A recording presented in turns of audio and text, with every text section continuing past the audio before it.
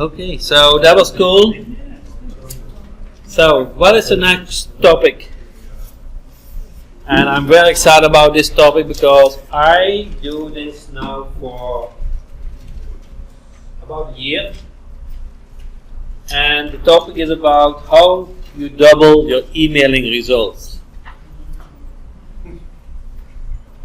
Do you agree?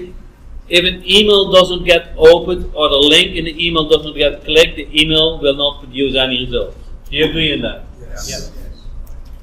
Everybody? Yes. Yes. In other words, if you cannot find ways that your email gets opened, if you can't find ways to get your email open 2 times as much, you will see about 2 times as much results. Correct? So how do you get your email open or email clicked 2 times as much as your original email? After sending millions of emails, Matt and I have proven that changing the subject line only can double your results. It's amazing, correct? How your results of your email can get improved, doubled, by only changing the subject line. It is time for an example. I need your input. Which of the following subject line is the best? 1. Want more direct leads, more business leads for less, looking for a business in your area. Finally, a positive AdWords experience. Can you handle more business? You guys are good.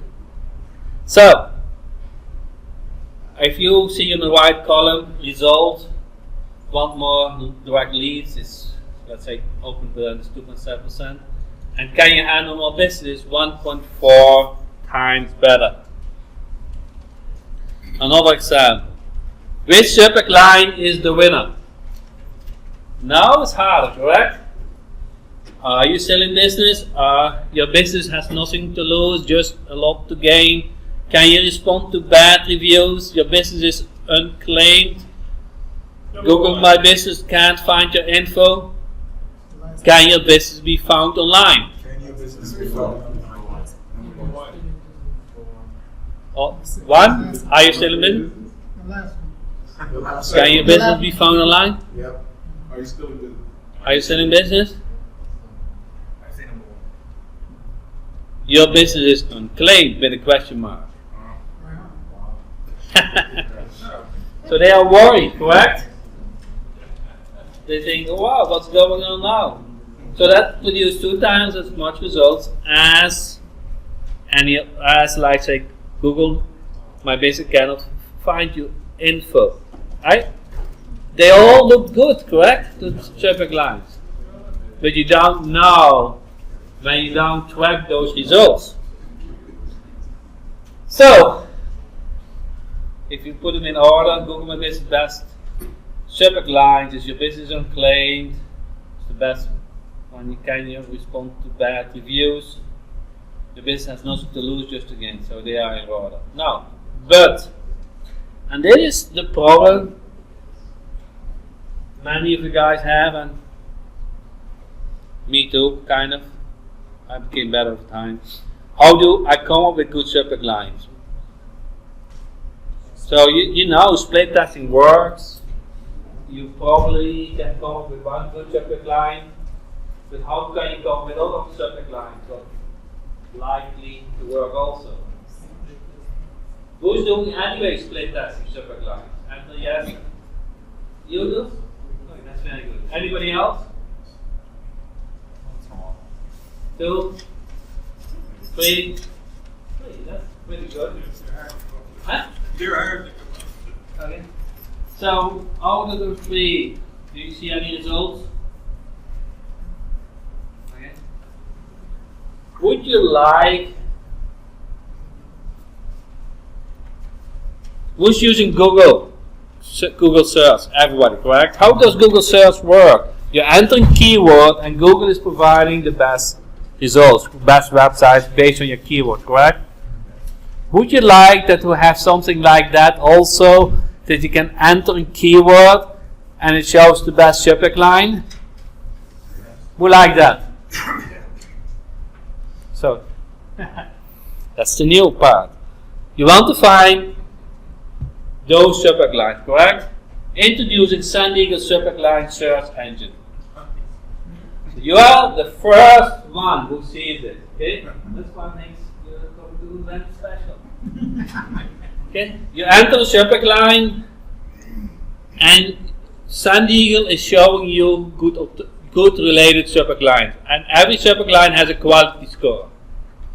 So you can see on the quality score which one to use as test subject line. So if you enter AdWords, you will find, can you handle more business, finding positive AdWords experience, looking for a business. So you find related subject lines what you can use as IDs to create new emails.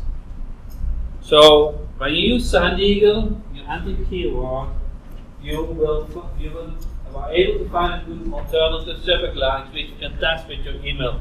And based on that, you create maybe other subject lines. You keep testing. Okay, it makes sense to put some energy in good subject lines. It can double your results. You're not doing anything hard work, right? Just fun. When you do split testing, and you know split testing, it is fun. Okay, so with that said, I can give you a live demo. Do you guys want to see a live demo? Yes. Okay, so that can always mess up things, but shouldn't have asked. It will do quickly.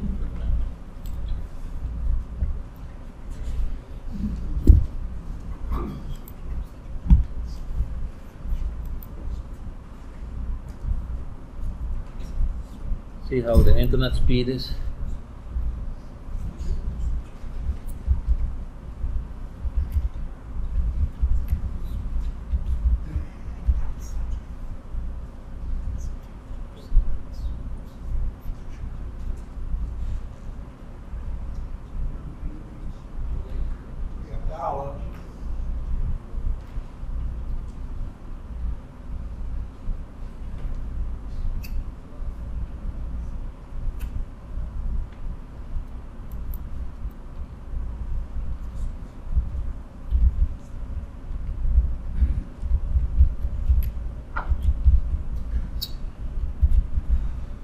Is this the email system we used with the Done For You? Yes. It's our own developed email system. So you see I use it by myself. So you click on create email.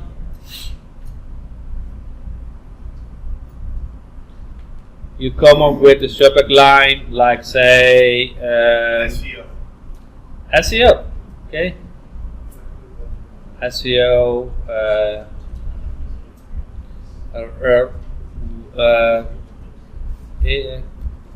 I could not find your business online. Correct? Or something like, are you still in business? Huh?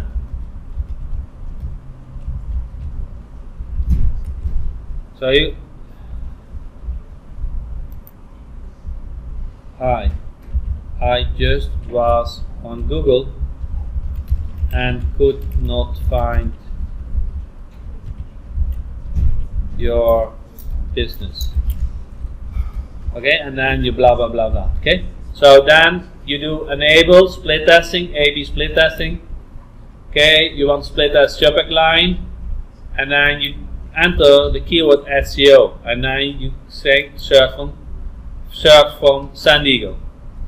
Okay, so then it will show you alternatives for the subject line. Page 1 of Google without SEO. Want to gain more customers?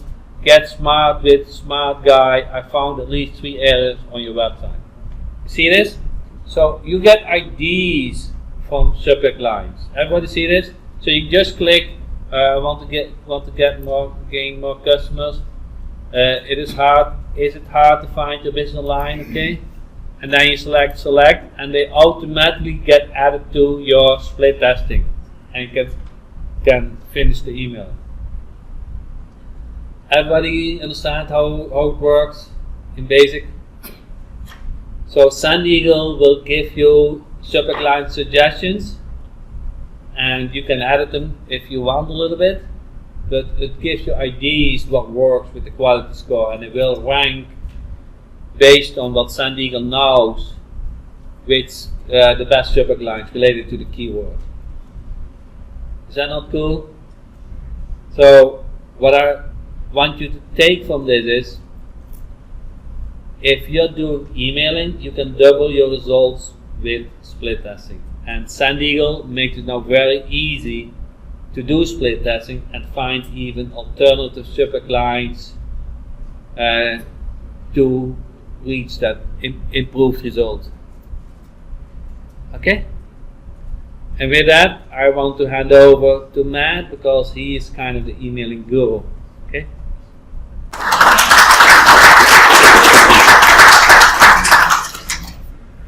Yeah, it's good. All right, cool. All right, so I guess we don't have a mic. I'm thinking You don't need a mic. I don't need a mic. I need a clicker. Something was in it, not my hands. Yeah. All right, that's good. So here's what I'm going to share with you guys. Is how I generate an avalanche of 10,978 new leads a day. If you guys are interested in that, I'll start. Yeah. Cool. So I'm going to share with you guys that. And I don't know if you guys know, but Jack and I are partners on SandEagle. And one of the things I've been doing is going in there and thinking, kind of coming. We brainstorm every week with different ideas to add in there. We're really working on a bunch of new stuff, so it's really exciting from there. And that's kind of why I'm here, because we're partners. But I've been a lead gen guy forever, so I'm going to share with you how I generate an avalanche of 10,978 new leads a day. I'm going to go through that. Before we get going, just let me know these are my brass balls.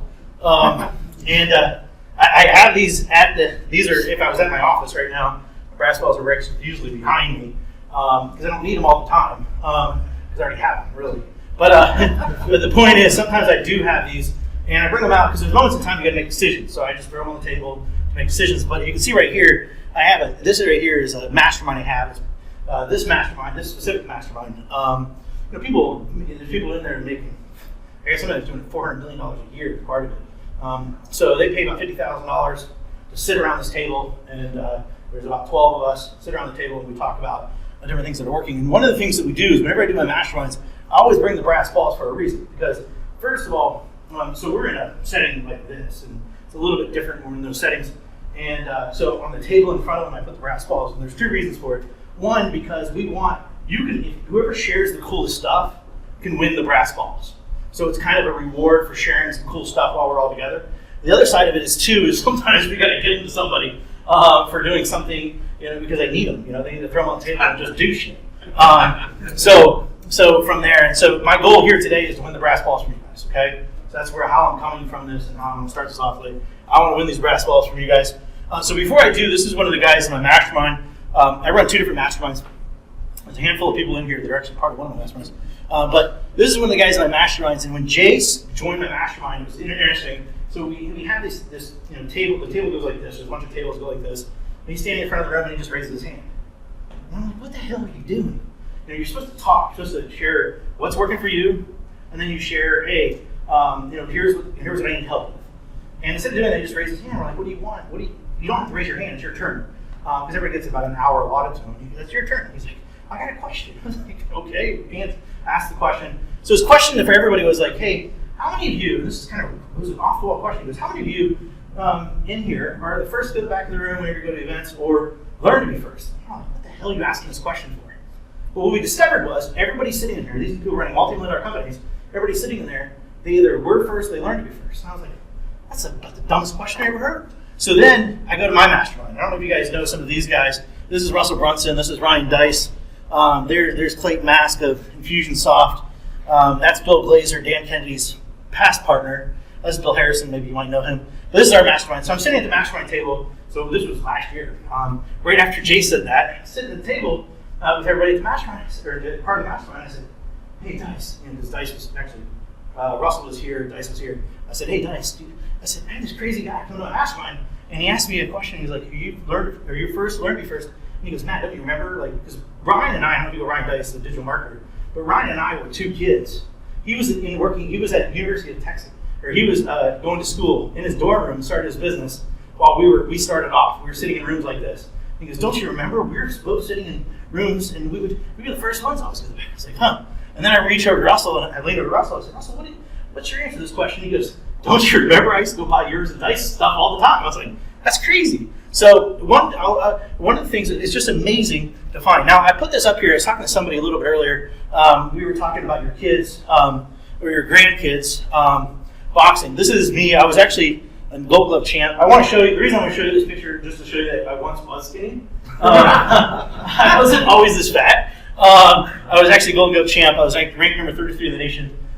In fact, Roy Jones Jr.'s mother was my coach when I went off to regionals and fought. And the only reason I want to show you is I did have a skinny butt. And I was in good shape. But some of you guys can come to me and you kind of know of me. I don't know if you know, but I just recently sold my house at the country club. This is where I used to live. I was actually just up there 2 days ago. This is where I used to live. This is where I used to live. I ended up selling it. My oldest daughter graduated from college, and I was like, it's time to move. And so we ended up moving to change our lifestyle a little bit. And so I moved to live in a golf cart community. So now here in Florida, this is a little more common here, but in Georgia, it's not. So I live in a golf cart community, and to really create more memories with my kids. Because one of the things I learned with my oldest daughter, like even what Zach was talking about, is like, you missed those couple years. Well, I missed a couple years with my oldest daughter. I didn't want to miss them with my kids. So to create more stories. And this right here is our high school parking lot. So when kids go to school, our kids, we drive around. There's 30,000 people that live there. There's 10,000 golf carts. We drive around in golf carts all day long. I drive to the office on a golf cart. And in fact, Brian Anderson, if you know Brian Anderson, we share an office together. We both pretty much drive the golf cart to the office all the time. This is me driving my kids to school in the golf cart. But before I get into this, I want to share with you guys. So this is one of the cool things that if you guys didn't do this with your grandkids or if you still got kids, I decided when I was flying home from Portugal that I wanted to do something. And I decided that I was going to take the kids to have at least one experience in every single state in the United States before they graduate high school. And in fact, and then ended up with Alaska and Hawaii. The reason is because I've never been to them. I've been in every state except for those two. So I figured we'll both share it together at the end. So it's been a cool quest. Here's where we're at. We started in November. Every place we have a new experience, and I'll tell you this, here's the cool thing, is when I say experiences, like we decide, here I use this thing, I don't know if you guys use this, and this is like a cool thing, and we'll go over the lead gen stuff. But this is a really cool thing, it's called flightscanner.com. I don't know if you guys use this, but all these trips, 50, 60, $80 to fly. I can literally say, I want to fly somewhere in the United States, and I go to Flight Scanner, and you go, say, I'll go from Atlanta to anywhere. And it'll literally say, here's the cheapest flights, go fly wherever you want to go. And then you can find them, you can find them all over Europe, you can find them all over the place, and it'll show you the best deals. So that's how we ended up in Minneapolis for this trip. And I didn't know what the hell was there. It's All America, so that's what ended up happening from it. And we started taking them around everywhere, and we decided to do like a quick trip like that all over. This is us going to Chicago. So we did a flight over. It literally cost me $80 to get $80 per person to get up here, and then on the way home with $50 from Detroit. So we just drove over to Detroit, and we made experiences all the way across through them. We went to Notre Dame. We did all this stuff. I'll tell you this real quick. I had to throw this in here because I took these are my two kids now still at home. I heard the two Canton guys in here. Just to let you know, I'm from Youngstown. I grew up in Youngstown, Ohio. So my son is wearing a Browns shirt. We're big Browns fans. No,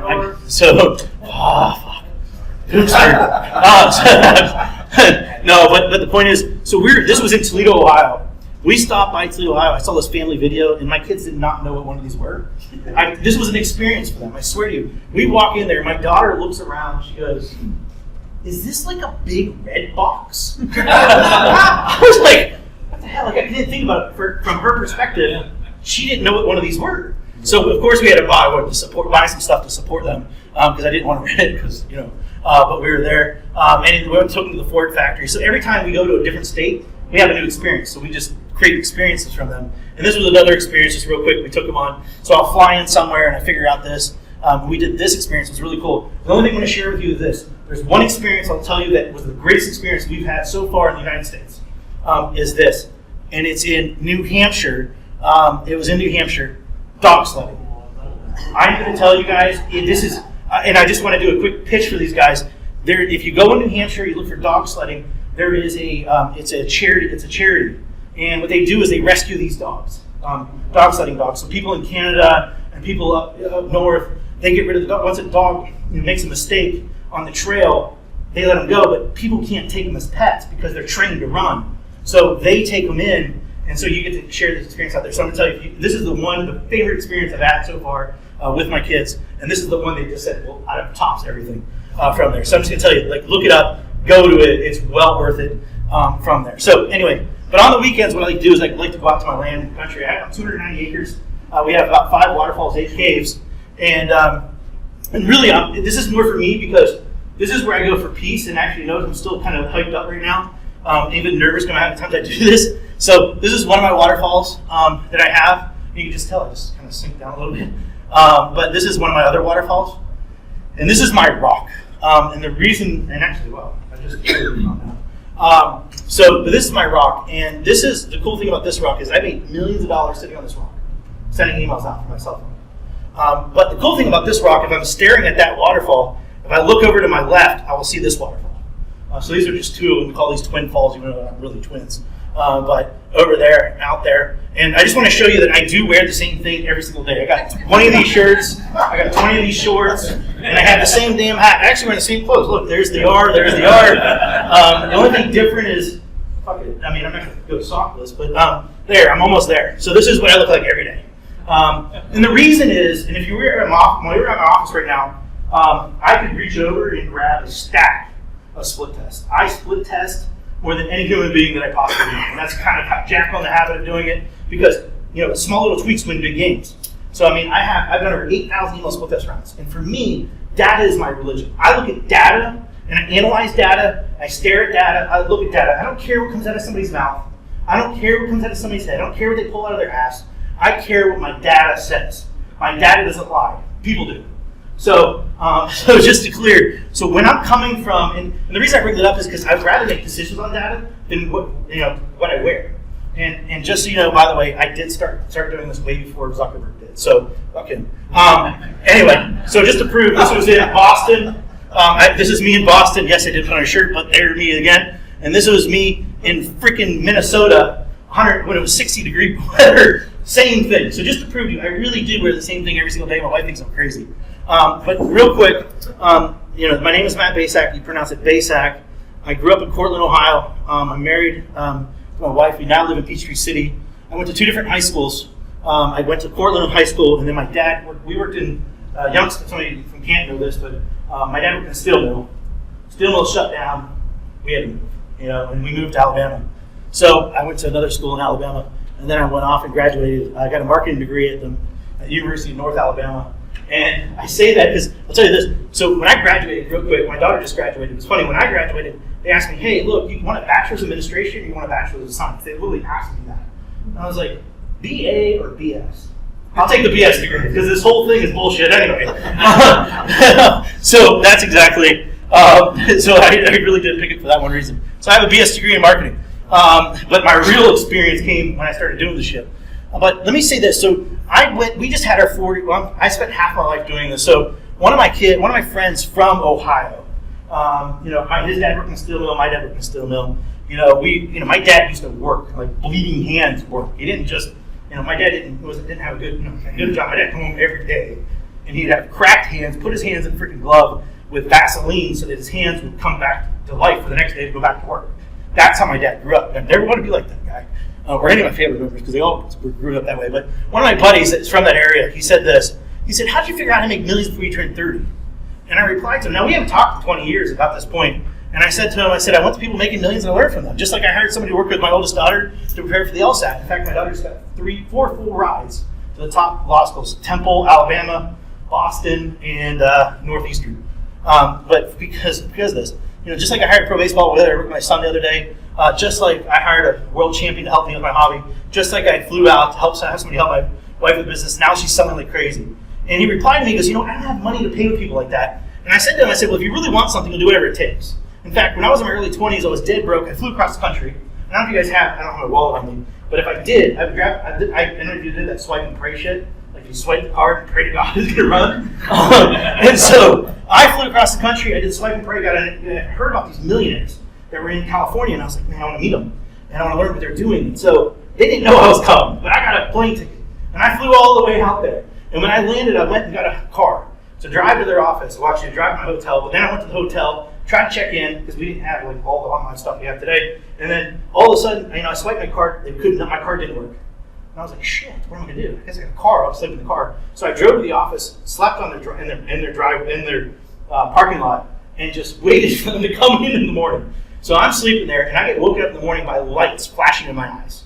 So there's lights flashing in my eyes. That's how I woke up. And say this, but so when they did, I jumped out of my car and I said to them this. I said, guys, folks, I was like, I came here because I'm going to learn something from you, but I don't want anything for free. I'll clean your whole entire office space. In fact, I'll clean every single floor.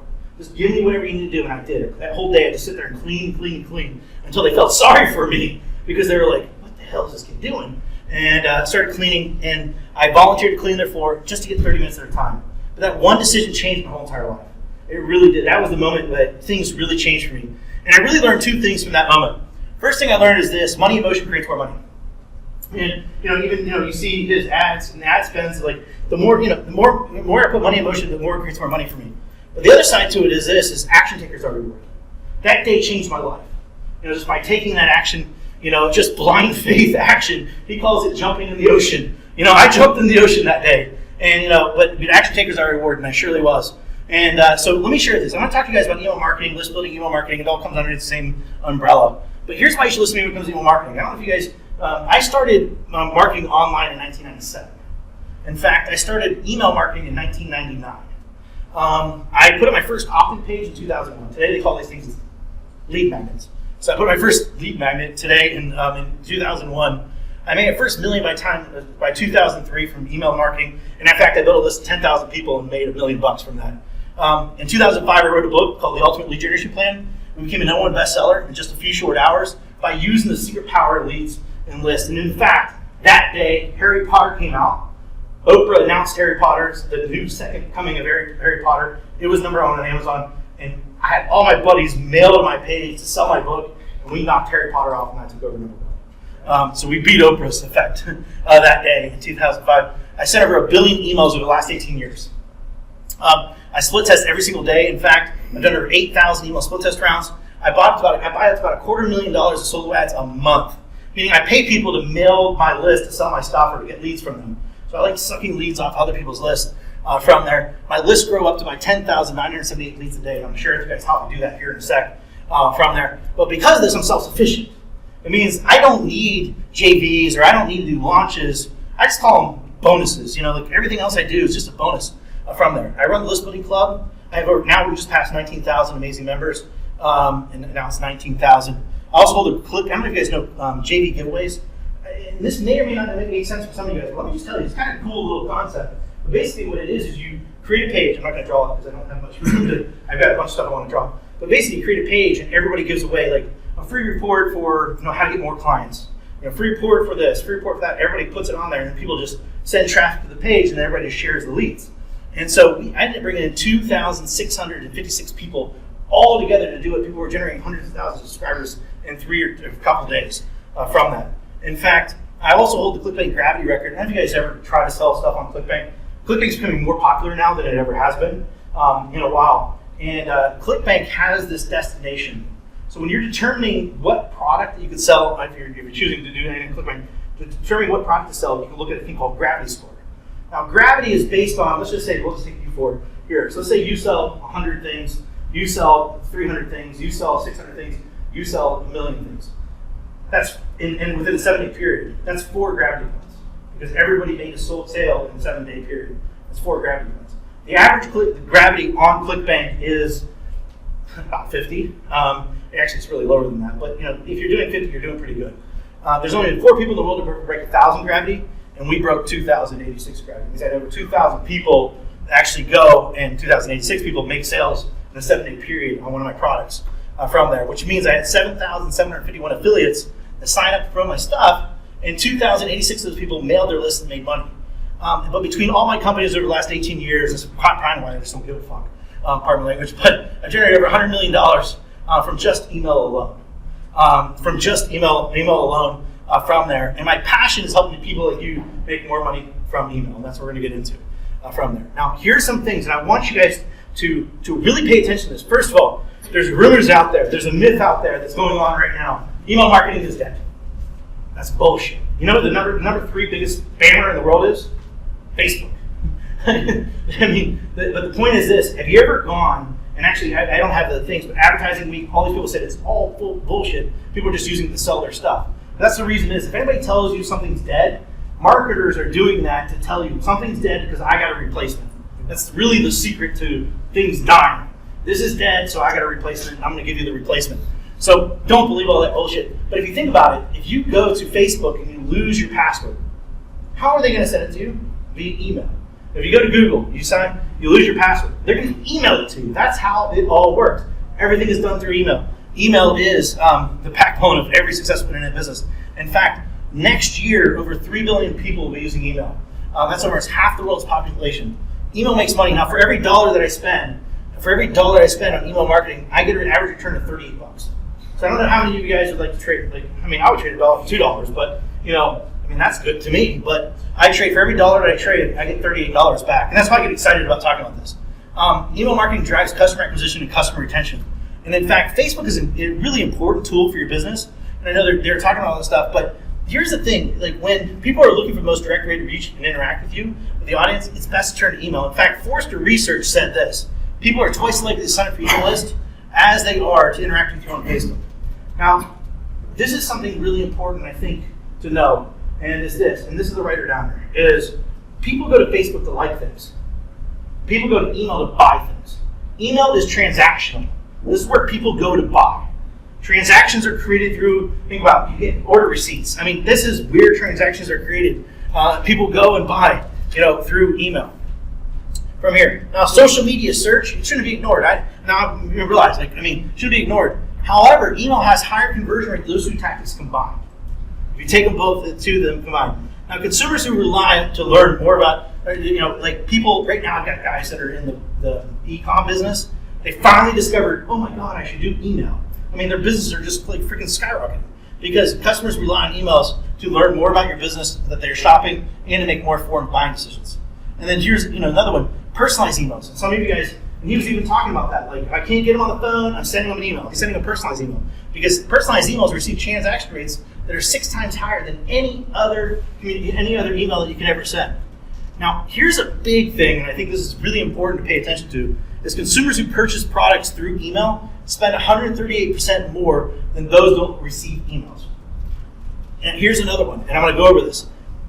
This is really big. Now, I'm going to come from one perspective. You want to put it, everybody's in different markets and in different niches doing different things. And I want to say this, welcome messages are incredibly effective. And in fact, on average, 320% more revenue is attributed to them on a per email basis than any other promo. Some of you guys are on the call and you know a little bit about this, but I'm going to keep on expanding this and build this out even more. And hopefully you guys can see this because this is a little odd. But let me draw this out for you. So here is let's just call this a page where we get somebody signed up. I don't care how much data we're asking for, but when somebody signs up to give you their information, typically what we're going to do is we're going to send a welcome message. And most people, whenever they're sending out a welcome message, they're like, hey, you wanted XYZ report? Here's XYZ report. But how many of you guys buy off Amazon? Actually, I know Jack does. There's shit ton of boxes in the back there. But on Amazon, if you think about this, when you go to Amazon to buy something, if you go scroll down, as you're out there and you're looking at it, when you scroll down, it'll say people who purchase this also purchase this. Utilize that tactic in your emails. Take a page out of Amazon's book. Utilize that tactic if you're doing a welcome message, just giving them whatever report you promised them, but use it in the PS. So if you tell somebody you're going to give them widget X, if you tell somebody you're going to give them widget X, of course we're going to give them widget X. But we also say PS, people who download this report also take whatever action you want them to take. So people who download this report also fill out this form.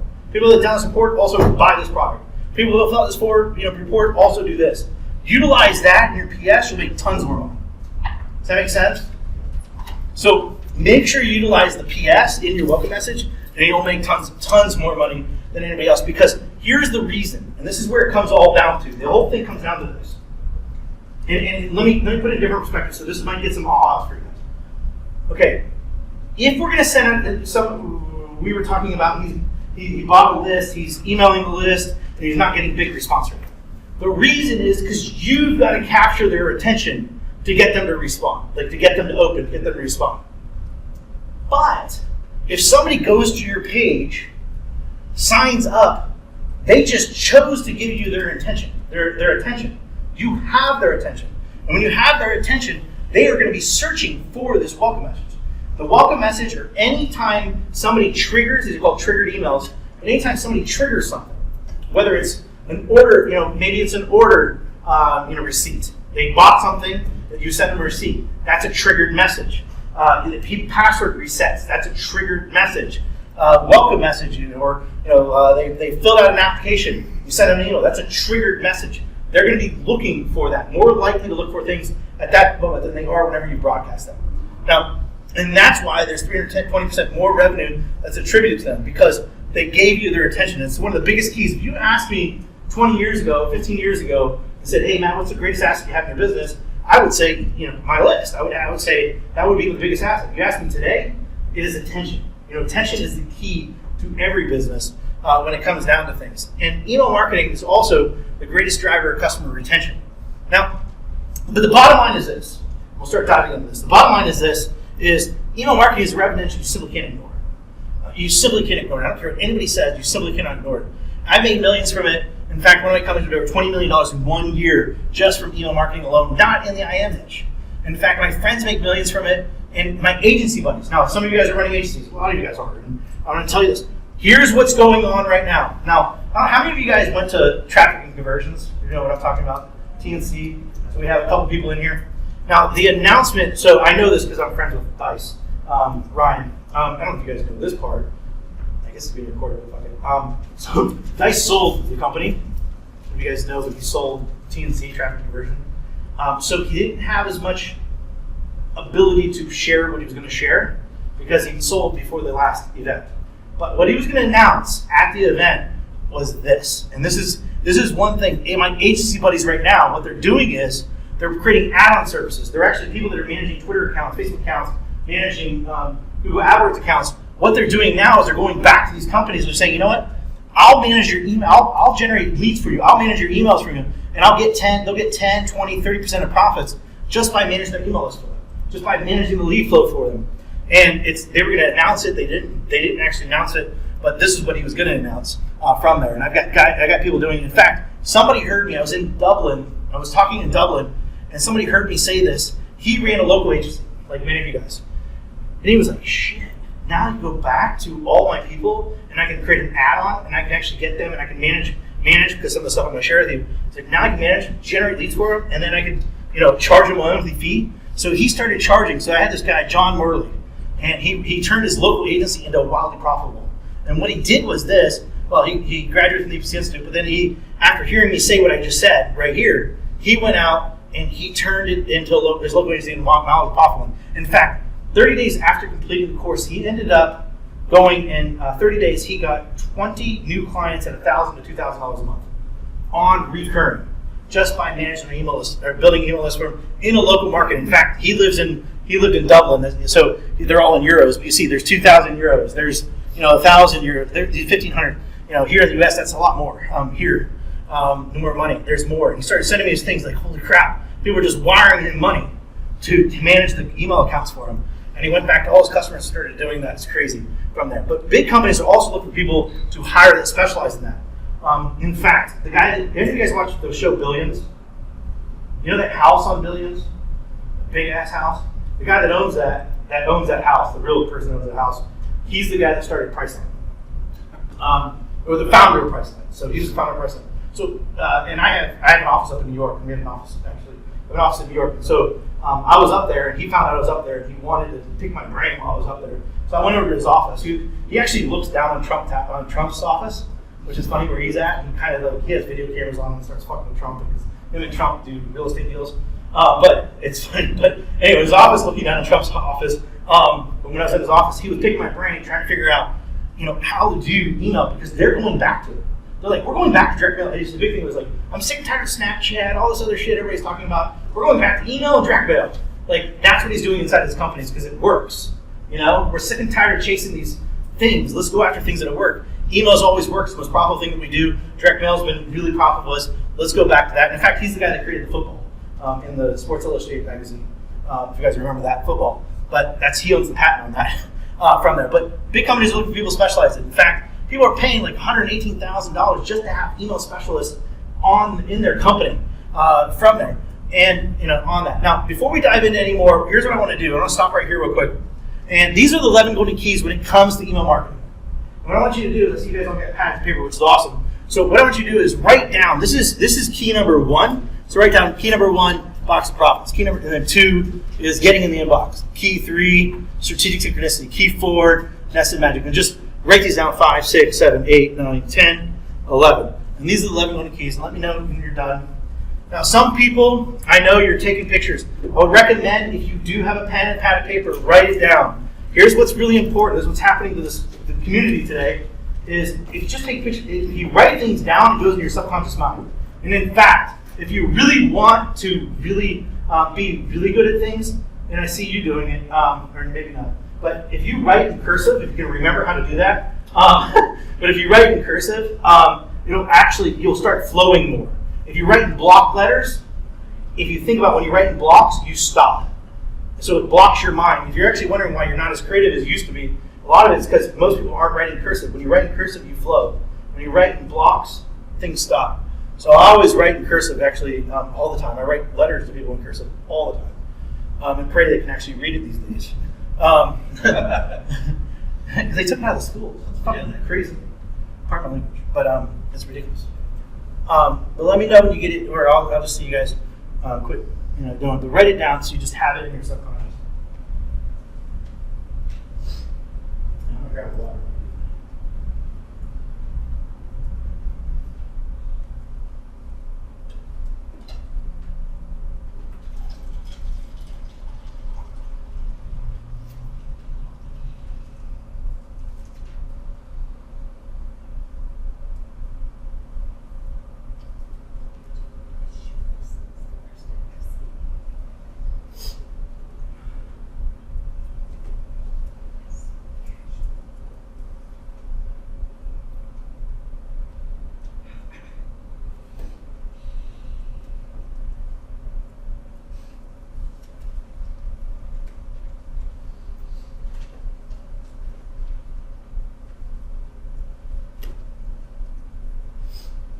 You guys need a couple more minutes there. We need a little more time.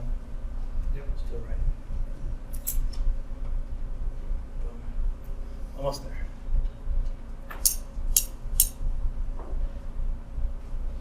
Have to relearn how to do cursive again.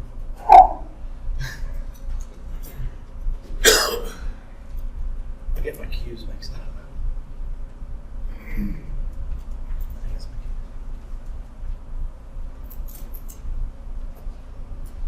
Good, we're almost there. Looks like everybody's almost got it. You're like 30 seconds. And then I'll have this a little bit later so you can finish up whatever you didn't have. All right, so you've got 30 seconds. All right, so we're going to flip to the next thing. Now, the reason I wanted to share these things is because these are things that you must not just know, these things you need to master. If you really want to become really good, if you want to get your emails through, if you want to make things happen, and because little things win big games, just like 6 weeks of Golden Nuggets to learn from this. How many of you guys, this is just curious, how many people in here actually play sports or play sports? All right, you guys know this. So, I mean, most sports people, you play games and stuff like that, you know. But whenever you're losing the game, what do? We go back to fundamentals. You know, and if you actually realize it, like even, with a lot of people my kids work with, hey, let's see your stance. And when they're working outside, let's see your stance. Are you standing properly? Are you, let me see your hands. Like, I went to a pro gym a couple years ago, and it was amazing because I was an amateur boxer. I was pretty decent in my time. So I go to a pro gym. I'll say this real quick, just a big proof point. So I go to this pro gym, and I'm in the ring. I don't know why. They threw me in the ring with some pros, and so I put my hands up, and I'm squeezing my hands really tight. As I'm there, so I'm squeezing my hands really tight, and these pros come over and start smacking my hand. And I don't know how they saw it through the gloves, but I was squeezing my hands really tight. Like, why are you doing that? Why are you doing that? You're wasting so much money. I have never been told this, but I was squeezing my hands too tight. He goes, "You're wasting so much money. You're gonna drop your hands. Are gonna drop faster if you keep on squeezing."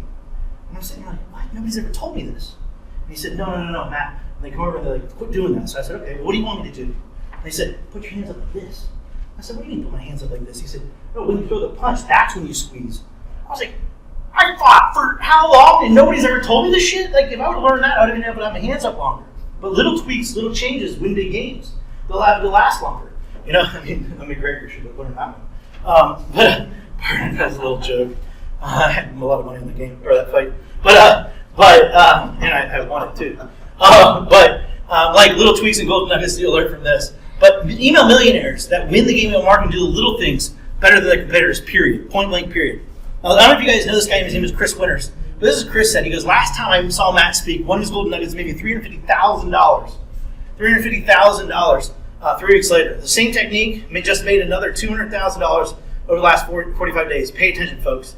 And then he said something down here I thought was crazy. Action takers are rewarded. I never told him to say that, but it's true. Action takers are rewarded. So let me share with you number one. I want to get into number one because then I can build the foundation for everything else I'm going to share with you generating leads. You've got to understand this. If you do not understand this, you're never going to win the game. So, wish I had. Hopefully you can see through this. So I'm going to use a different color, but let me share with you over here as big as I can. Where's crap? There we go. We'll put it over here. All right. So here's the box of profits. I want you to understand. S plus C plus E equals money. This is a really important equation. I'm going to put a box around it because this is the box of profits. Write down this equation. This is the number one most important equation when it comes to email marketing. If you get this equation is worth millions upon millions of dollars. Right here, S plus C plus E equals money. In fact, I think I have it on the next slide. There you go. S plus C plus E. S plus C plus E equals money. If you focus on these three things when it comes to email marketing, this is going to make you tons of money. I don't know if that's going to work. Oh, wow. You're the man. I'll give you a tip. Thank you very much, sir. Awesome. Or we're good. I'll take the other side.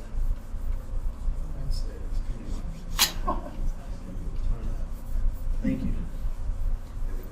Thank you. Thanks, man. Seriously. Thanks. Everything. All right. So S plus C plus E equals money. This is an equation that I really.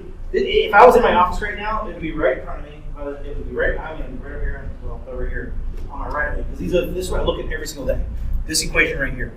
And if you don't understand this equation, then nothing else I tell you after this point doesn't matter. So you've got to understand this. Now S to me, and I'm just going to, if you put L, it could be S or L, it doesn't matter, but this is subscribers. I'm just going to put the word subs. So S stands for subscribers or subs or leads list. C, in my world, C stands for clicks. And E stands for EPC, which means earnings per click. This right here, I make millions of dollars just off this equation.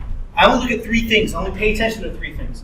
I pay attention to subscribers, clicks, and EPC. Nothing else to me matters. And in fact, if something's out here like this, all these things are, if it's outside of these three things in my world, then it's just a squirrel. And one thing I learned as a kid, that squirrels are faster than you, so don't chase them.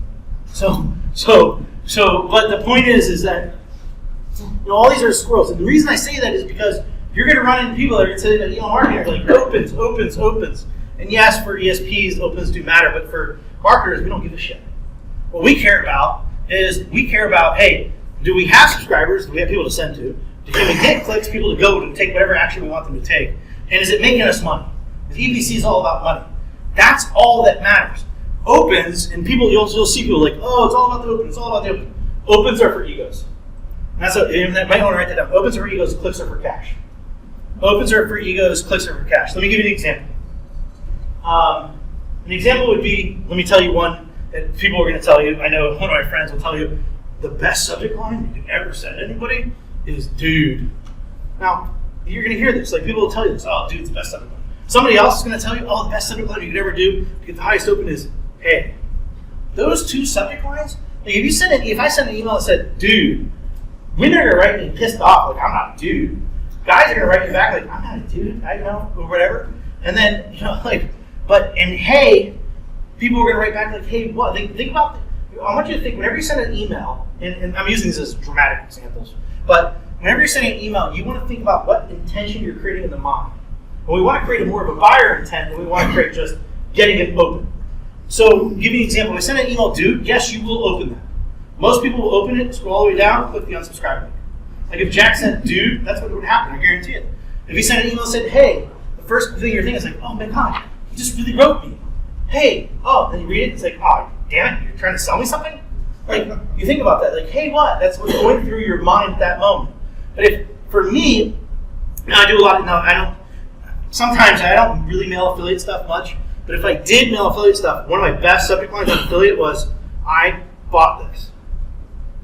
Now, if I sent this subject line out to everybody in the room and say, hey, I bought this, the first question in your head is, you bought what? So it creates more of a buyer intent in the mind of the individual. Now they open it up, and for me, what I found from affiliate marketing, the best email, the money making for affiliate marketing is, I bought this subject line. Now you open it up, it's like, I bought this. Hey, just want you to know, I just bought this. I went through it. I started using it. Man, this is freaking awesome. In fact, I think you should get it too. Just to prove you I did get it, here's my receipt. And show them the receipt. People will buy from you because you're leading by example. So, that works really well. That's in affiliate marketing. Another one is if I have a new service or a new product that I'm releasing. Another one over the history that's been really good, or sometimes my go-to, is if it's XYZ, XYZ is live. That's probably one of my better subject lines out there. XYZ is live. But maybe it's a new program, maybe it's a new service, whatever it is, XYZ is live. That's going to get people to open up. It tells them, hey, they're going to open it up. It's going to get me, it won't get as many opens as dude or hey, but it's going to get the right opens. Do you see that? Does that make sense? Like creating the right opens? So, if I send another one like, sign up now or register now or, order now, like that's going to create a different, and I'm not going to get tons of opens, but I'm going to get the right people to open. And that's kind of the point on here. So that's why opens don't matter. Opens are for egos. Clicks are for cash. And getting the right people to click to take action through it. EPC, just so you know from there, EPC is everything I manage from. So if this to me is the number one most important equation when it comes to email marketing. The equation. This right here is the number one most important metric when it comes to email marketing. I manage on a daily basis. I manage from EPC. When I manage on a weekly basis, I look at how many subscribers I have, how many clicks total all over. Look at what our EPC is on a daily basis, how much profit we bring in, how much money do we bring in from here. But this is a metric that I manage on a daily basis. I'm looking at this metric right here called EPC, and here's how to calculate it. And is this. One, if you take the total money that you earn, you divide it by the amount of clicks that you send. So I take the total amount of money that I earn, I divide it by the total amount of clicks. That's going to get me my earnings per click. From there. Now, earnings per click. So I'm managing based on this number right here. Now, before I go into how I generate an average, first of all, does this make sense? Does it all make sense right here? Okay. So before I go into how I generate 10,970 new leads a day, I want to share with you a spreadsheet because I want you to understand this. If you don't understand this, then what good is it to get this? So we're going to go into this, but I want you to see how this all works. This is what I manage by on a daily basis. This is what I manage by on a weekly, monthly. I manage by all these, but I'm really staring at this on a weekly basis because I can adjust. But I'm always thinking about three things. What can I do to increase this? What can I do to increase this? What can I do to increase this? Or what can I do to increase both of them? What can I do to increase all three of them? Because all of them will spit out more money for me. But it all starts here with the leads and the subscribers. If I don't get them, I'm done. From there. Because I can't get clicks, I can't get EPC if I don't have this. And everything works in this direction. It doesn't work backwards, it works that way. So let me go to the spreadsheet and let me just share with you. So this is a spreadsheet that kind of gives you a better idea of, okay. All right, Daddy Matt, let's see. How do I, oh, there we go. All right, so Jack. Okay, so let me move this up a little bit bigger so you guys can see this. Give you a general idea of how this all works together and what I was talking about with small little tweaks and small little changes win big games. Let's scroll this up. Okay, so everybody can see. Can you guys see that in the back? Kinda. I don't think I can make it a little bit bigger. That's about as good as I'm going to be able to get it. Actually, I might be able to. Yeah. Can you guys see it? Okay. Here's my point in this. So for me, sorry, my fat ass just hit it. But EPC. So here's the three things. So you'll see right here. There's different columns. Boom. Let's do this. Right here, we got subscribers. So if I get 100 subscribers, 500 subscribers, 1,000, 5,000, 10,000. Here we could go across and we could look at different things from here. Here is click-through rate. You can see down here. That will be consistent unless I change it. Here's EPC. Here's average payout. Here's my weekly mailings. Here's the week. Here's my mailings per year. And this will be my annual income. This payout button, I'm going to change this because it shouldn't really be payout. It should actually say per send. So whenever I'm mailing, I'm looking at a per send basis. So come over here, per send. Okay, so I'm going to, or per broadcast really. So this is more from a broadcast perspective. Okay, so I'm actually going to sit right here and share. So one of the biggest things when we're looking at this equation, the fastest way to make money with the equation is to increase the frequency. So, if you only mail, even what Zach was talking about is like, if you just mail them once, he has a freaking sequence, right? I mean, there's a reason. If you just mail him once, he's only going to make, it might not work. He's got to follow up a couple different times. But I want you to see, this is how I look at it, for me. And I'm always going in and it's like, well, for me, like I mail, I don't know if you know, like Jack mails not as frequent as me. I mail actually 14 times a week to my lists. But I do it really trickily, and I'll tell you guys about that in a second. But I mail really, I would say 7 times a week. So if I just change this, watch the numbers of my annual income just by going over here and changing it from 3 to 7. So all I could do is just increase it, grab my brass balls and say, instead of mailing 3 times a week, I can mail 7 times a week. Now, this is based upon 2 weeks. So if I just change it from 2 weeks and say, you know what, I'm going to mail 52 weeks every day for a whole entire year, watch the annual income starting to move. And those are actually real freaking numbers from here. Now, let me also explain 2 things. There's 2 reasons why I chose, there's a reason why I chose EPC being $1. There's a reason why I chose click-through rate being 4.06. The reason that click-through rate is 4.06 is because of this. If we took every single market, every single niche, every single industry, every single country, every single city, everybody in the world that mails, we put them all together in one group and got our mean or got our middle or got our average, it would be 4.06 click-through rate. That's the reason I chose that number, just so you know. And of course, you're always looking for higher numbers than that because that's what the average does from here. Now, the reason I chose EPC is because if anybody does affiliate marketing or anybody creates a product, that's a number they're always aiming for, which is $1 EPC. So, if anybody ever thought about creating a product, I'm just going to tell you better have better than $1. If you don't, nobody will ever want to promote your product, never will want to sell your service. If you can't, at least get them $1. But like even Jack won't even do anything unless he makes $4, I think is what he said. Like if he doesn't get at least $4 or be able to get $4, he knows nobody's ever going to promote the thing. So from there, so let's just say, so that's where I came up with this was $1 to get down to the minimums, and so that we could just see just by little tweaks. So if I focused on increasing my subscribers, we can see it already there laid out by why I focus on getting more subscribers. But remember I said little tweaks, little changes win big games. So let's just say I did Jack's thing and said, you know what, I'm gonna do something, or I'm gonna have something that, let's say, from $1 to $4. Watch not just the annual income, but look how much you're gonna make per broadcast. So I'm gonna change it from 1 to 4. Look at the difference, and all of a sudden the difference just by making a tweak and the change, from there. So if I came over here, and let's just say, remember, I'm staring at that all the time, like, man, what can I do to get more clicks? Well, I'll tell you something that I do. And in fact, we implemented this inside of Sendical. Okay, this is one of the things he said to double the amount of money you're making from email is split testing, which is 1,000% true. I've been a big advocate over that forever. I've done 8,000 split tests to tell you that that's 1,000% accurate. So that's one way you could do it. You can get more click-through rate just by, because this is what people don't get. Different subject lines create more clicks. Different subject lines will create more action. So, but another thing I do, remember I told you I don't mail 7 times a day, or 7 times a week, I mail 14. So this is another trick that we added, this is the thing that we added into Sendible, is that you can go and mail your unopens. So I'll split test in the morning, and I'll find out which one actually worked. And I want you guys to think about this, and this is for everybody. I don't care. If you're sending email, you send an email to somebody in the morning, and I usually split test about 10 o'clock. The reason is that's when I wake up.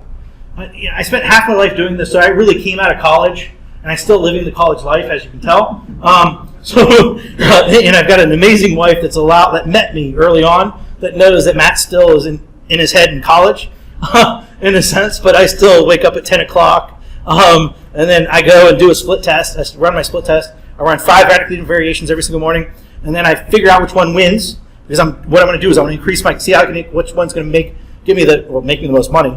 And then from there, I'm going to mail that out about 11 o'clock. So at 11 o'clock, I'm going to mail. Now, if somebody didn't open, so that's one mailing, and if somebody doesn't open that up by the end of the day, they'll probably never see it because the average email lasts about 4 hours. So if they didn't open it in 12 hours, so if I mailed it 11 o'clock, now it's 11 o'clock at night, I'll go back and send to all the unopens because they never saw it in the first place. So I'm really kind of mailing twice, but the first time they never saw it anyway. Does that make sense? So I could I'm doubling the amount of clicks. So let's just say that I go from 4 to, let's say, 7. Or let's go to 4 to 8. 7, yeah, 4 to 7. I mean, look how much more money. And all I'm going to show you is little tweaks, little changes win big games. And most people don't realize how those little tweaks and how those little changes do things. But does that make sense? And that's actually per send. That's how much I would make on a mailing. That would be per year based upon these numbers specifically. But I broke it down to the smallest one. Even if we just changed this and we went back to $1, boom. There we go right there, just by having this numbers. Now, everybody's not going to do that, and that's, to mail 7 times a week and, fits to every day. But the point is, there's so much money to be made once you actually start looking at analyzing the numbers. Does that make sense? You guys see how this all works together? Okay, so now let's get back into it. So I wanted to see this just to let you guys know that, we're going to talk about subscribers, but but once you understand that, then we start playing with all this other stuff, because that's really going to make us a lot more money, right? So that's why the 11 golden keys are really important, because what they're going to do is they're going to allow us to focus on the EPC. It's going to allow us to focus on our click-through rate. It's going to allow us to focus on how are we going to get better delivery, how are we going to get our emails through, because what good is having subscribers if nobody gets it? So, but let's go into the subscriber side of things. So hopefully my PowerPoint is still up somewhere. Oh, there it is. Okay, so from current slide. All right, now, so I flipped to the spreadsheet. So now let's dive into the S. So let's dive into the subscribers, because this is how I get it. I'm going to tell you 3 different ways that I get it. You can take, guaranteed everybody can do the last one, but I want to build it up to that one. So you understand, if you understand the past, then you understand the future. So when I first started, I built my first list of 10,000 subscribers, and made my first $1 million off of that list. How I did it is still the way I do today, and it's a really great way. And in fact, I've got my thing over here, but I would go and find magazines. So I find magazines on whatever topic. One of the things that we found for us was really good, and we weren't selling them services, but the best buyers that we ever found were chiropractors. And we found a place where they're all at. We go to a magazine that was given to all chiropractors. Now, most magazines, what they do is they create an email list. So they not just have their offline magazine that they send to people, but they have an email list that they send to people.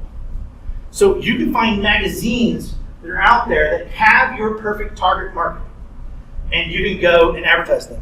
Do we have the internet? Yes. Oh, well, shit. Let me just take you to place. This one right here, freaking crush it with. This might not make sense for everybody, but let me use an example. So the first way I'm going to tell you, I'm going to tell you 3 ways. The first way I'm going to tell you is called CPM. Now, in email, you guys are very talking about Google, and we're talking about Facebook and stuff, but CPM means cost per thousand, if you don't know. But how it works in the email world, when somebody says someone from an email perspective, they tell you the word CPM, they mean how many thousands they have on the email list. So how many people are on your list? 45,000. So he's got 45,000 people on his list. So 45,000. So if he would sell on a CPM basis to his list, I'm just making this up for him right now, but he would say, oh, you know what? I'll mail to my list, just pay me, and you would want to do it on a CPM basis. They say, I will charge you $10 CPM. So for every 1,000 people that they mail, if you say, I'll buy 1,000, you mail to 1,000 of your people, I'll pay you $10. I mail, you've got let's just call it 40,000. So what is that? Four grand, right? $400 to mail. So $400, I get a guaranteed mailing from him. $4,500 or $450. He mail his whole list for me. I pay him $450. I give him a thing, and in this world they call it a creative. So in the CPM world, with magazines and stuff like that, they call it a creative, which is actually a solo ad or an email. So they'll say, hey, what's your creative? I'll show you this in a second. But so I would give him a creative. I pay him money. He's like, give me your creative, and we just give him an email. He pushes send. It's all over. That's how the transaction works. So it's called CPM. So there's tons of places out there. If there's a magazine in your world, there might be a tree magazine, like for tree cutters magazine or whatever that niche was. But I'm just saying. So whatever it is, there's magazines out there on the topic, and you can go to them. So let's just see, and let's do this. So I'm gonna blow this up for you guys, so you can hopefully in the back can really see this. So I'm gonna blow this up as big as I possibly can. One I like to use, this is to give you the best example, is for me, I mail to Newsmax, or we buy a lot of CPM from Newsmax, newsmax.com. Now, you got to understand your target market, and that's one thing in the market, the niche it's in. So this is Newsmax. Let me pop this up a little bit bigger. So can you guys in the back now see that? I know you couldn't see some of the stuff that he was doing earlier. But you guys see this? I mean, I blew it up to like 150%. Okay, and I just clicked on some link. Hold on. Newsmax. Okay, so this is what I'm going to show you. If you go to any magazine, it doesn't matter what the magazines, they all play the same game. Is they play the CPM model. What the hell? There we go. Newsmax. All right, so they play the CPM model. The easiest way to find out how you can do this is when you go to any magazine. When you go there, you might look on this first row and see if they say it has a word called advertise. But if not, you scroll all the way down to the bottom, which they have it down here on the bottom. If you scroll all the way down to the bottom, we'll go all the way down to the bottom. What we're going to look for is advertise. See right here, it says advertise. Now, when you click on advertise, what we're really looking for is called a media kit. You might want to write this down because I don't have it in my presentation. I'm just actually adding this in. So you go over here, you click on advertise, and they're going to have, what we're looking for is the media kit. So they're going to take us straight to the media kit. When so we're going to look for the media kit. Inside the media kit, we're looking for something important, which is that emails. So we're going to go down, scroll down, and we're going to look. Now, let me just show you this. Okay, this has, so you can see right here. So I'm just going to, I'll read this out to you a little bit. But some of you guys, this might make sense too. Like for me, for one of my businesses, this makes perfect sense too. So each month, we have 14 million Americans who are affluent, got money. I don't like running to poor people. Does that make sense to me?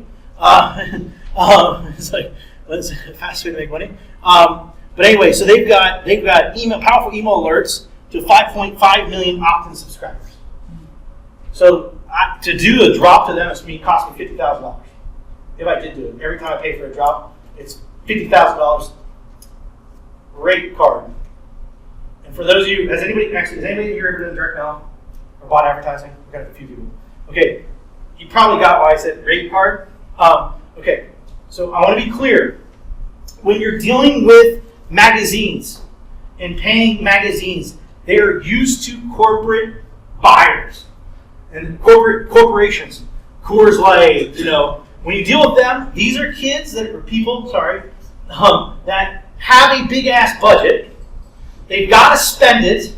The marketing manager has to spend that money by the end of the year. He won't get any more next year. So these companies say, here's my rate card. They just put the price up there, and then these people just pay that money without flinching because it's not their money. But we're different. We're direct response marketers. Well, I'm a direct response marketer, but we're business owners, right? We're going to be paying attention a little bit more than yours is money. You said that price. So let me tell you the clear thing is realize whatever you say to any magazine, they're going to give you a rate card. Do not believe rate card. Rate card doesn't mean shit. Here's what I do know is it's opportunity cost. I understand opportunity cost. If that company does not pay, if does not get paid for a mailing that day or on a certain day, the rate is zero. They make $0. For example, this hotel room right here, or this hotel is an example. And what I'm talking about is, so let's say this hotel didn't have 10 rooms that weren't booked last night. They could never get those 10 rooms back. If they filled those 10 rooms, they would have made the money, but because they didn't, from there. So I understand opportunity cost. I understand the true cost, the true rate card to me is zero. So let's go from your rate card to my rate card, and let's try to find a medium. And how I usually do it is I'll tell you my process with these guys real quick. But anyway, this is here. They tell you 5.5 million opt-ins. If I scroll down a little bit more, and this is the media kit. When I go to the media kit, I'm going to look for emails. See emails, and when I click on emails, they're going to give me, and I'm going to make this bigger for you guys. Savvy marketers, email marketing, most powerful way to reach out on subscribers. Okay, so now they've got all these different lists and brands that I can go to. So I'm going to scroll down here. So this is the list I usually go to. Well, I actually do go to this one. 1.2 million opt-in subscribers they have. Now they tell me who they are. These are top-level management, C-level execs, business owners. These are people, and they tell me a little bit about the demographics of those people. Here's Newsmax Finance. They tell me all the demographics of them. Here's another one, Newsmax Health. Tells me all the demographics of them. If I scroll down, they also manage other email lists. They got the money. They got this finance magazine. They've got all these different asthma, all these different things. High blood pressure, smokers, snorers, weight loss. They actually manage some of these people you might know. The accredited investor list. All these reports. They even do Dick Morris. They're doing all these different names, home and gardening. All these people. I can go to any of these. Here's the size of the list, and they're going to be offering me. I go talk to them. They'll tell me their CPM, and then this is what I'll say to them. So they'll tell me their CPM. So I'll contact them. There's a contact place always on the media kit. When I contact them, they're going to contact them and say, hey, listen. Look, I always tell them this is what I would tell you to say. This would kind of be your script. In the sense I would say, hey, listen, I'm a direct response marketer. It's good to say. When they hear that, they're like, oh, this person knows what they're doing. So you say, hey, I'm a direct response marketer. I would like to run a test to, NRA gun owners. Your gun owners list. What is it to do a drop? We're going to call it a dedicated email is really what they're going to call it. What is it going to cost me to do a dedicated email? They're going to come back and tell you, oh, it's XYZ GPM. Say, well, I want to run a test. Can you give me your best pricing? So usually you're just going to ask them, can you give me your best pricing? Look, if it works, I'll come back to you. But I don't have a big. I can throw as much money as I can. I will at it if it works. But if it doesn't work, I'm not going to. Can we just run a test? They're going to usually give you their best rate at that moment. When they do, you lock them in. You know their best rate, so you say, okay, I'll run a test. Now, whenever I run a test to any of these, I always do a drop to 10,000 people because of the law of large numbers. I don't want to go any lower than that. I want to at least run to 10,000 because 10,000 is going to give me enough data to see if I do want to choose to go back to the 1.2 million people. So at least run 10,000. If they say, no, I can't run 10,000, the minimum we'll actually do is 100,000. I might go there, but most of them won't do that. I can usually start off at 10,000. I always start off at 10,000 with these guys. That gives me a good idea. Is it truly working? All right? Are you recording that for yourself or for others? I'm on Facebook Live is my question. No. Okay, good. All right. It's fine. We're on Facebook Live. I'm going to rip that phone up. But only did I say that because you guys are here, and I don't usually share this stuff. So it's not for people outside the world. It's only for you guys. So I literally just add this in. Anyway, so if it's for your personal use, that's perfect. Okay. So sorry. Now, so I'm going to do that. Now, the other thing I'm going to do is this. This is what I'm going to talk about. If it works well, I'm going to hit them back and I'm going to say, look, that really worked well. Can you, and this is the key, can you let me know next time that you have some remnant space? Meaning, the next time they don't have anybody advertising on a day, they're going to give you the best deal they could possibly get. Remember I told you on that one list, they charge $50,000 for me to drop? I get drops for $10,000. because they know they come to me, I'll wire money that day, they'll mail that day, I send them the creative, and I say, I'm ready to go, just let me know, I'll send the money over, you do it. So I can get remnant space, means space that nobody else took for pennies on the dollar to have them drop. Does that make sense? It's called remnant space. So once you do a test with them, you're going to get their pretty much low, and then you're going to find the bigger low is what it costs just to get somebody to mail. But you got to be quick, and you got to have what's called a creative. You got to have an email ready. And whenever I'm doing it, I give them the creative. The creative I give them is going to my opt-in page because I want to suck their email list, and I want to get all their people on my list. Now the cool thing is when I first started doing this, we did not have some of the stuff that Zach was talking about. Some of you guys over here in the corner was you could drop retargeting pixels. So I want you to think about this, and I'm not going to get in that list, but you can go buy these. You can build. Let's say you went to a chiropractor list. Just use an example. So let's say you went to a chiropractor list, they dropped an email to the chiropractor list, you got all those people coming to your page, now you can build a retargeting audience, if you know what I'm talking about, and I'm not going to get deeper in that. Now you can build a retargeting audience of all these people on freaking Facebook and everywhere else that are from there. So you can suck their list two ways from there. So that's another big benefit of doing this, which most people don't realize. But whenever I do, I'm always sending them to a page where I can get their... People are signed up to an email list, so they're going to be more likely to get on my list. So it could be, chiropractic tips to increase your chiropractic business, or a free report to increase your chiropractic business, whatever that is from there. But all I do is I go to a page, I pay CPM. It's called CPM, so that's way number one is CPM. So I go to a page and go down, find the media kit. Once I find the media kit, I go in, I look at it, look at some of the data they have on it. Is this what I want to work with? Boom, I'm going to contact them, and then I'm going to get them to do a dedicated email drop for me. So that's number one. That's called CPM. So that's how I first started. That still works today. But then people started getting a little smart. And people started getting a little smarter. Marketers started realizing that they realized this. Because nobody actually... It's crazy. Every market, people don't pay attention to the numbers. You can tell a very new market by the numbers they look at. I'm not going to bash anything, but we talked about it a little bit earlier. But so like bots. Right now, everybody's selling you bots, right? And what do they sell you on? Open rates. Oh, does open rates have anything to do with your wallet? Nothing. I've never seen people, and I'm not trying to bash anything, but I'm telling you that, look, I focus on EPC, earnings per click. This is not earnings per open. If you hear people they're telling you that when markets start to mature, they start saying, oh, this is great. It's not just about users. It's not just about this. It's about how much freaking money we make. When the market matures, it comes down to money. After everybody realizes, oh my God, we got, nobody's focusing on money. Either it'll disappear, or people will start focusing on the real thing that matters is money. I spent all this money and energy doing this thing, but they're not getting no return on investment. That's what happened in the market. So early on, we were buying on CPM. The market started maturing because people figured out this whole idea of earnings per click. And they said, you know what? My click is currency. Every click I have on my list is currency. So it went from starting off at CPM, and that's where it originally started. Everybody was doing it in CPM.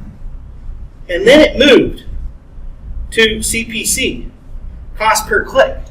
So the market went from CPM to cost per click. Now, once it goes to cost per click, once it went to cost per click, once it went to cost per click, went to cost per click because people started focusing on EPC, things started changing. So now what you could do is you can not just buy emails, you can not just buy by cost per thousand, by how many people are on people's list. Now you can buy by how many clicks they can send. So the market moved to that a little bit in there. So now things move into cost per click, and what they call them is, instead of dedicated emails in the CPM world, they call it solo ads. And so I buy about $250,000 a month of this stuff, solo ads. And people say, oh, they don't work, but they do work. Just nobody knows how to do it properly. So basically what it is you're leveraging somebody else's large email list. So people have got an email list. Some people will charge you on a CPM basis, some people will charge you on a cost per click basis from there. So basically this is all you do is you place an ad on somebody else's list, email list, and then you drive traffic, and I always drive mine to my opt-in page. Now, when you place a solo ad, You have an option of how many clicks to buy. This is really important. This is why people don't say it doesn't work because they don't know what the hell they're doing. And this is how to do it right. So when I buy solo ads, the minimum, now when I'm doing CPM, I do minimum 10,000. When I'm doing CPC or cost per click or what's called solo ads, I'm buying 100 clicks. I buy 100 clicks, the minimum I'll ever get. Now, if they don't have 100 clicks, then I'll buy whatever the lowest minimum I can. But if I can get to 100, I'm fine. Because what I'm doing on there, let's say I'm giving them a free report, 7 ways to increase my chiropractic business. So I'm going to see if I can buy 100 clicks for them. So I first start off with 100 clicks, and then all I'm looking for is one thing. The conversion on this page, I want it to be at least 30%. If we took every single free report, every single thing out there, the average click-through rate is going to be 30%. The average conversion on that page is going to be 30%. So if I drove 100 people to this page, 30% of them signed up, that means I get 30 people getting my welcome message. This is why people, because they don't actually think about numbers, this is why people say what I'm about to tell you does not work. Because they're like, well, I got 30 people to sign up and I made no money. Well, if you understand the law of large numbers, you know that number is way too small to make any decision on. Like you're not making that's not enough data to make a decision on. 30 people is not enough data to make a decision on. Now 100's okay, 1,000's better, 10,000's a lot better. But the point is that's not enough data. So on buy one, whenever I'm buying on a CPC cost per click page, I buy 100 clicks. I drive the traffic to the page. After driving to the page, I get 30 people on. That's all I'm looking for is this one piece right here of the puzzle. Now, once I get that, then I go back and I buy again. So if I get this, I buy again. On the second buy, I buy 100 clicks from them. So I'll say, hey, you got a list of, whatever, I don't care how big a list, but how many clicks can you send me? Oh, I can send you 1,000 clicks. Great. How much is the clicks going to cost? Whatever it is, I'm going to have you do that after I buy 100 from you, testing on 100. Now I'm going back for 1,000. 1,000, I get 30%. 30%, that means I went from 30 to 300. 300 people is good enough for me to make a decision. Is this a good buy or not? Does that make sense? How this all works? How it works. People make huge mistakes. They test it out, and they don't follow the numbers all the way through. They only look here. And I'm like, no, that's not. It's 30 people. At 100, it's only 30 people. All we want to know is, did this work? Because I always test, and I always want to know where the traffic goes. So now, after I go to here, then on the third buy, if on the first buy I get at least 30% of this page, and I get 30% to actually get on my list, then I go back, I buy, then, when that works, then what I do is I go back to 5,000. After that, if that works, then what I do is I go back to them and try to get them on a continuity, basically keep on telling them, every month I'll buy more from you, but can you get me 10,000, can you get me, how much can you send me? And a lot of times I'm aiming for 10,000. So I have an Excel spreadsheet of people that I'm buying 10,000 clicks from, going to the page. That means I'm getting 3,000 people coming through every single month just on this right here. Does that make sense? But it has to work the first time, it has to work the second time, and then the third time I go big. They have to go through the trials to make it happen. I go that slow, small, a little bit bigger, and then a lot. And that's how I play to win. Now, so basically you can buy, it's based on how many clicks I can buy. If I bought 100 clicks, a lot of these providers, I'm going to tell you, $30 to $50 just to actually get 100 clicks. That's it. So, that's a steak dinner. Not even. That's not even taking my kids out to dinner tonight. But, from there, so the solo ad provider from there. Now, when I pay them, what they're going to do is they're going to ask me for a URL. They're going to ask me for a URL and an email swipe. This email swipe is basically going to be an email for anyone to drive to this page. Here's a very important point. And this is, I don't care if you're buying CPM. I don't care if you're buying CPC. This is write this, put an asterisk by this because this is really important. Is this. When the solo ad provider, the dedicated email provider, whoever you're using, tells you, can you please send me an email or do you want me to write it? Always say no. Do not let them write crap for you. Because, first of all, maybe on the CPM it might be okay, but on the cost per click, we're paying. So let's say I pay you for a click. Your job is going to get as many clicks as you can to get my money, right? You'll try to get as much money as you can for me, as fast as you can. So most people, what they'll do as solo providers is this. Hey, can we turn that off? It's really driving me nuts. I'm sorry. Yeah, it's fine. It's just, sorry. That's cool. We got the recordings. So, thanks. Appreciate it. It's making me feel weird. And plus, I'm holding back on a few words just because I know it's recorded and I do not want to edit. So thank you. But the point is so when you're writing, so I always write.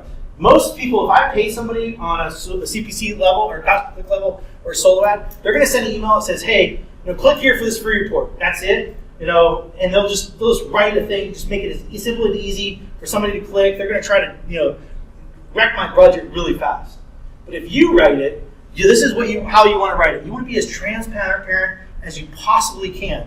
And how you do that is you write to them, say, hey, get this free report, 7 ways to increase your, chiropractic business or whatever it is.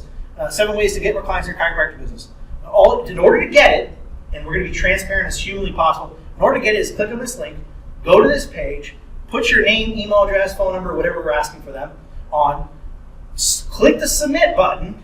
When you go to the next page, you will get an email so that you tell, and in that email will be your report. And by the way, go check out the PS.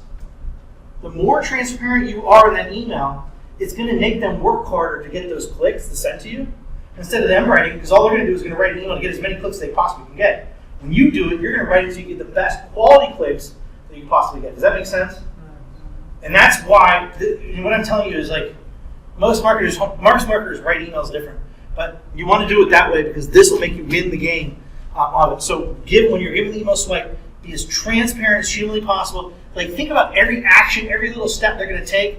Walk them through the whole process so they know they have to do more than just click a link to get the report. They have to go through all these jumps and hurdles. So that you're going to basically say, really, I don't want tire kickers, I don't want plate lickers, I just want real people to click and go do this from it. Does that make sense? Okay, so now, once we do, so let me just tell you, if you guys don't know this resource, this is freaking awesome. This is called swipe.co, and it's swiped.co. And if you go to swipe.co, you can find everybody's, and different market, different niche.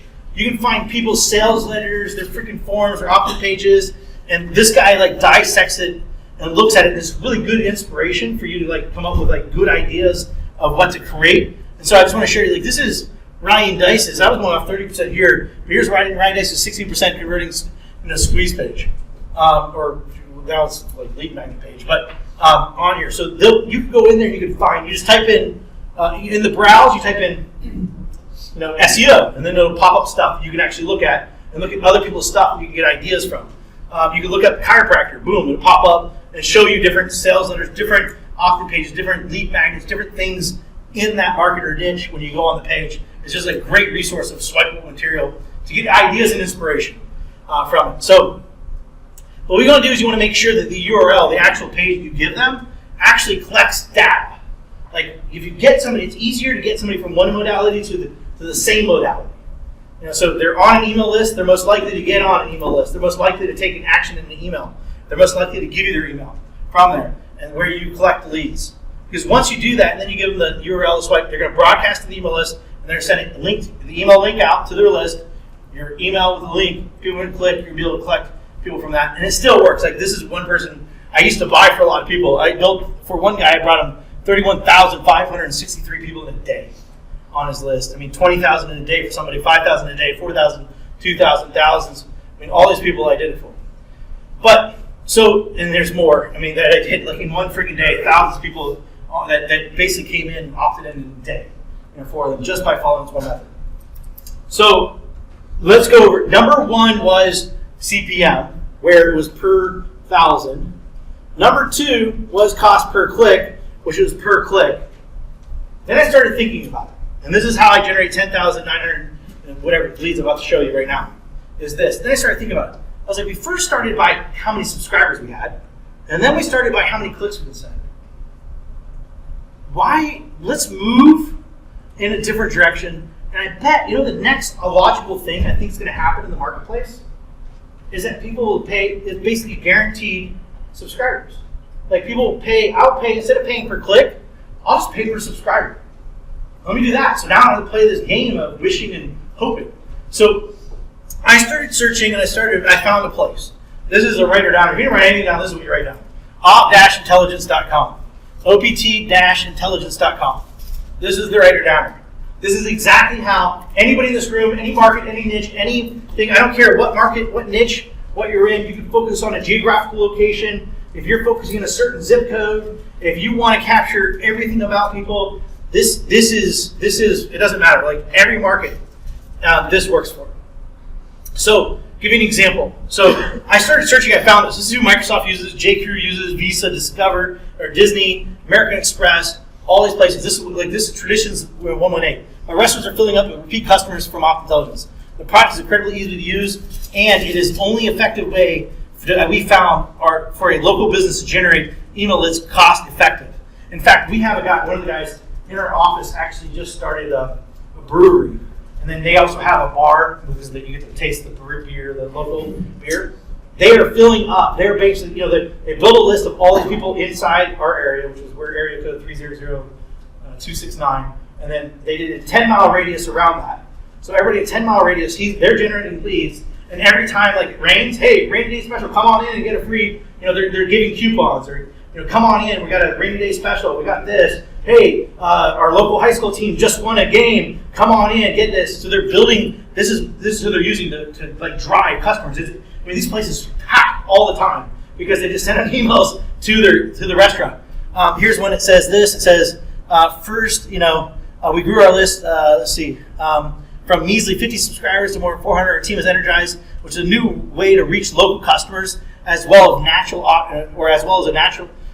audience, to help drive our e-commerce site. Here's another one. This is another person in the MAA world. They said it gives me the easiest way to generate high-quality leads online, bar none. It allows me to scale my email list massively in a short period of time. Customer service top-notch. Can't recommend it enough.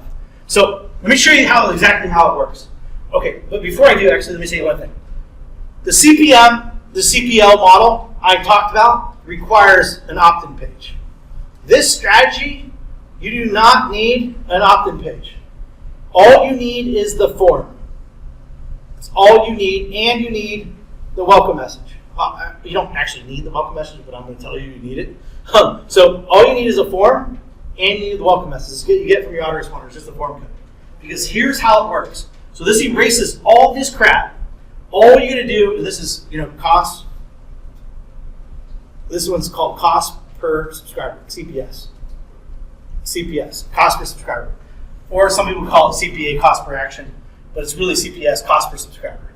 So you can generate leads in a local market, any market you want, national, international, local leads, as low as about 20, most people are doing about 45 cents. I can get it down to 24 cents. But most people, they're doing about 45 cents for it. Now, the more you ask for, so you can, and that's just based on, those numbers I was giving you is based on name and email address. Name and email address. But if you want more data, then it'll cost you more. So you can get cell phone numbers, you can get home addresses, you can get any data that you want. But the more you ask for, the more it's going to cost. So here's how it works. Basically, the cool thing is remember everybody talks about running Facebook ads? And we were talking about those ads where basically people click on it and it pops up. You see the thing? They run all that stuff for you. You don't even have to worry about it. What they do is they target your user. Basically, the user sees your offer or your page on ClickBank. On Facebook. And they also have partner sites. Partner sites are Wall Street Journal. Wall Street sites are CNBC, like all these places. But what they'll do is they'll stick you in categories. So let's just say yours is health. Like if you take if you take a newspaper and you break it up in different areas, like one of those areas you might fit in.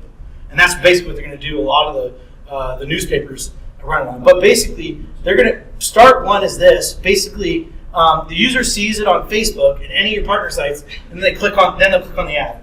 As soon as they do that, what's going to happen is it's going to reveal this, and it's going to reveal your form. So this form piece right here I was talking about. So it'll reveal your form. People are going to come in, and they're going to click submit on the form. As soon as they do that, they're going to validate the lead. They're going to validate the lead that you just got. And when they validate it, they're going to send it to you in real time.